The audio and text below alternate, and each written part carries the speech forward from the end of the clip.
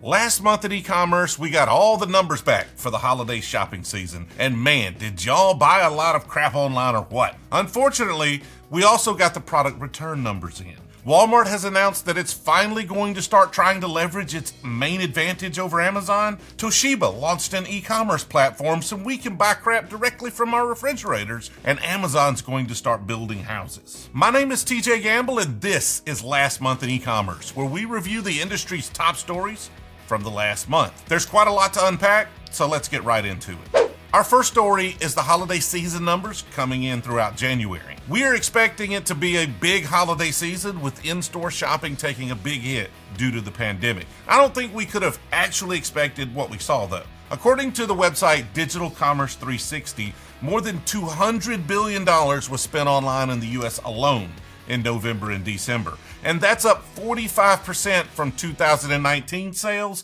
and more than triple the year-over-year growth rate from the same time frame. On a global scale, the growth was even bigger. According to a report from Salesforce, people spent more than $1.1 trillion online during this past holiday season, up 50% from 2019. Expecting a busy holiday season, a lot of retailers worked to get people to order early. It didn't exactly work. The biggest surge still came in during Cyber Week and the first 2 weeks of December. Many retailers offered services like in-store and curbside pickup in an effort to make shopping easier, and consumers rewarded those that did. Salesforce found that people spent more online at those retailers than at others. Of course, the gains in sales didn't just come from the holiday season. Digital Commerce 360 found that in the United States, e-commerce grew 44% in 2020, with almost 25% of all spending done online. Unfortunately, with more buying comes more returning. According to Loop Returns, the number of online holiday purchases that were returned jumped 41% in 2020 compared to 2019. Experts have several ideas for why this happened. Captain Obvious suggested that the increase in online shopping probably had a big part in it. However, there's also been an increase in what's called bracketing, where people buy multiple versions of the same item, usually clothes, then try them on at home and return those that don't work out. And this has become easier for consumers in recent months as more retailers have offered incentives like free return shipping and alternative local return sites for online orders. According to the analytics firm Retail Next, in-store foot traffic dropped 33% in the third week of January. So even though there have been some signs of improvement in local in-person shopping, there's no sign that the increase in online shopping and returns will decrease anytime in the near future. So the way shopping looks has changed, and it could be that way for a very long time. A new report suggests that more and more companies are looking online to keep their businesses afloat. According to data from BDO, nearly 2/3 of CFOs surveyed said their companies are investing in e-commerce in 2021. That has a lot of companies doubling down on their investments in e-commerce, which brings us to our next few topics.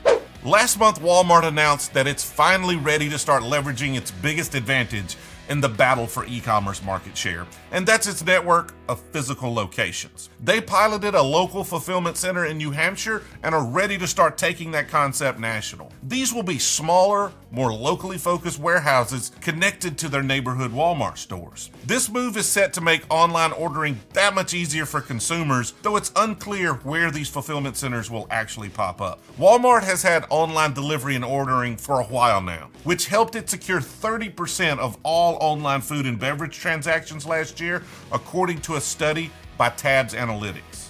Toshiba has launched a commerce platform called Elera. The company released details about the platform at the National Retail Federation conference held virtually last month.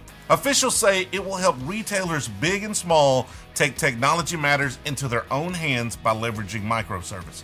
The Elera platform appears to be focused on data solutions and IoTs, or Internet of Things, which is a fancy way of saying internet-connected toasters or refrigerators. Toshiba says it's already in use by, quote, high-volume retail grocery and general merchandise segments. Good for them. In other news, Amazon is building houses, which seems odd out of context. However, They're continuing to expand their operations and their workforce needs places to live. So Amazon launched a $2 billion housing equity fund last month that will create over 20,000 homes for moderate to low income families. The program will start in 3 places according to the company: Washington State's Puget Sound region, Nashville, and Arlington, Virginia. All 3 areas are home to Amazon headquarters, and the company expects more than 5,000 employees at each site. Amazon officials say the fund will also give $125 million in cash grants to organizations led by minorities that help solve the affordable housing crisis in the U.S. Some of the funds will go toward public agencies like school districts and transit authorities as well. Amazon says it expects the fund to grow as time goes on. And that's what happened last month in e-commerce. I'd like to thank you for watching our first installment in this series. With this being new, let me know if you liked it, if you hated it, what stories I missed, or your thoughts on these topics. My name is TJ Campbell, and I'm the CEO and founder of Jamerson, where we help businesses like yours take those next steps in their e-commerce journey. If you're ready to improve your business and looking for help, go to jamerson.com/go, and I look forward to speaking with you. I appreciate you watching, and I'll see you next time.